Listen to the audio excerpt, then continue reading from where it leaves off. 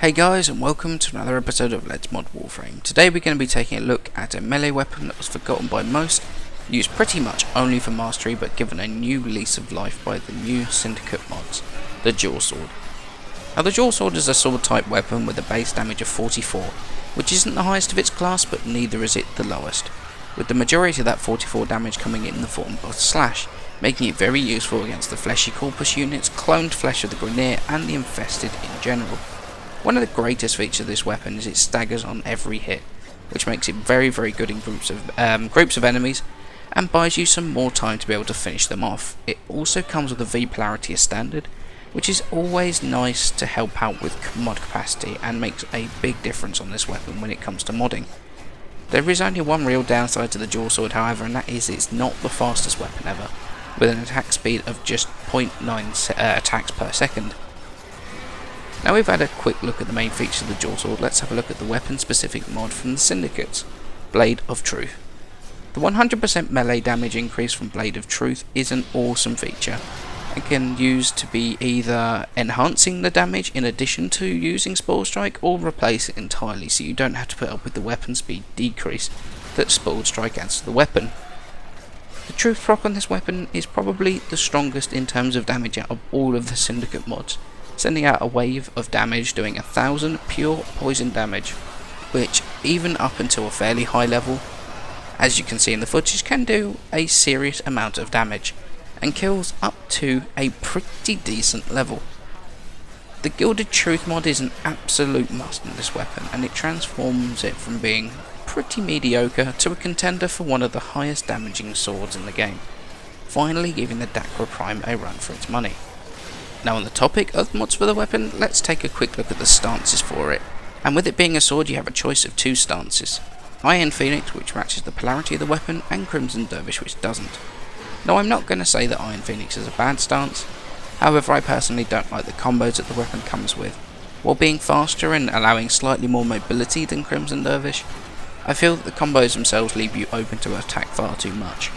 The thrust that the weapon does during the Taking Flight combo has an annoying ability to miss things right in front of it half of the time, and the final hit at the end of that combo takes so long to complete that it leaves you very open to attack, and it's actually got me killed a couple of times. I'd go for Crimson Dervish any day of the week. The damage increase that the combos give plus the actual combo animations itself is more than worth the attack speed loss that the stance causes, and I'm going to personally be putting a former on the Jaw Sword to change that polarity in the near future. Okay, so let's move on to starting to have a look at how we're going to mod the Jaw Sword. Now as with all of our builds, we have got a whole bunch of mods that are going to remain the same. For example, Iron Phoenix we're going to have in the stance slot for the maximum mod capacity. We have Pressure Point, Fury, Spoiled Strike, Jagged Edge, and then Blade of Truth. And then for our Grineer build, we're going to go with an elemental combo of Molten Impact and Shocking Touch for radiation, and then North Wind for that cold damage, which is good against the cloned flesh of the Grineer. Now having a look at the Corpus build, same mods again, but we're going to go with Shocking Touch and North Wind to bring up magnetic damage, and Fever Strike, which is going to help cut through the fleshier Corpus units, things like your techs and your crewmen. And then moving on to the Void build, we're going to go with Fever Strike and Shocking Touch for corrosive damage, and Molten Impact for that extra bit of heat damage against those Void units. Now, there is a little bit of variation you can make on this build. You can change out, if you've got it available, one of the elemental mods for Buzzkill, if you have that available, or you could switch out Jagged Edge for Buzzkill, and then you could change out Iron Phoenix for Crimson Dervish if you feel that that's the better stance.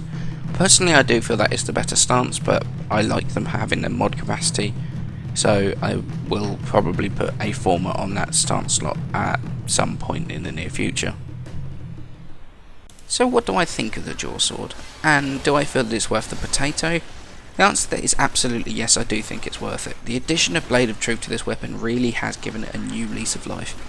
It's been sat in most people's inventories for quite some time after being levelled and relegated to the arsenal after qualifying for the mastery. However, it's really now a serious contender for a spot on your regular melee loadout, and I'm very happy with that.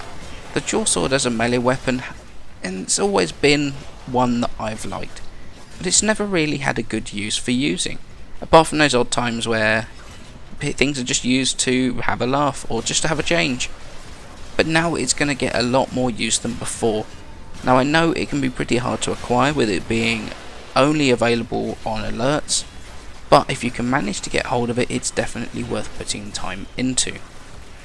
Now moving on to maxing the weapon, and as with the majority of melee weapons, the dual sword really doesn't need much work done to it. The stance mod is really the only thing that's kind of debatable. I, for example, am going to be putting a V slot in the stance slot for Crimson Dervish, since I much prefer that over Iron Phoenix. Other than that, I'm not going to recommend the dual status and elemental mods, since with a base status of just 10%, it's not worth the elemental damage loss from not using those 11-point elemental mods. The other thing that can be done is to change out Jagged Edge with Buzzkill, or even an elemental for Buzzkill, and really boost that slash damage, but that's all personal preference.